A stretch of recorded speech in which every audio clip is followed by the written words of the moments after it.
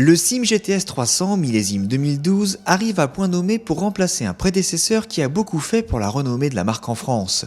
Nouveau look, nouveau châssis et nouvelle motorisation sont autant d'atouts qui devraient lui permettre de conserver une belle audience sur le segment très concurrentiel des scooters GT.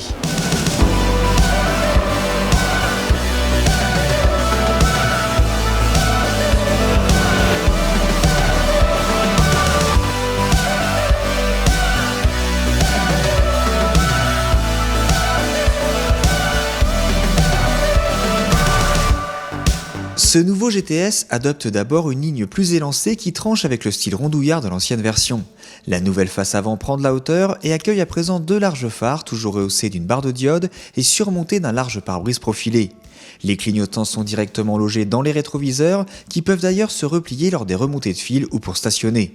L'ensemble reste massif et cossu sans excès ni faute de goût, une belle réalisation qui profite d'un niveau de finition et d'une qualité d'assemblage de bonne facture.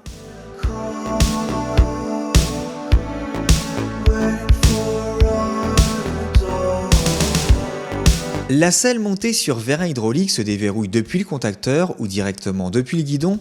Elle dévoile un coffre moquetté et éclairé capable d'accueillir un casque intégral plus un jet. Un petit vide-poche muni d'une prise 12 volts et d'une prise USB est également proposé sur le côté du tablier. Le taïwanais dispose en plus de warning et d'un volet anti-effraction qui condamne l'accès au contacteur. Parmi les particularités du GTS, notons enfin ce système de ventilation permettant de capter l'air chaud du radiateur et de le ramener au niveau des jambes du conducteur. Ce dernier peut d'ailleurs choisir de piloter pied à plat ou pied vers l'avant. Le passager profite pour sa part de repose-pieds repliables, d'un dosseret spécifique et de larges poignées de maintien. Le tableau de bord évolue également avec le compteur et le compte-tours encadré des jauges de niveau d'essence et de température d'eau, l'écran digital logé au centre indiquant pour sa part l'heure, le kilométrage total et partiel ainsi que le niveau de tension de la batterie. Mais la grande force du GTS 300 réside dans son tout nouveau monocylindre injection refroidi par eau développant pas moins de 29 chevaux. Cette motorisation 4 temps a fait l'objet de nombreuses améliorations, arbre à cam optimisé, piston anodisé, réduction des frottements internes et réduction globale des bruits de fonctionnement.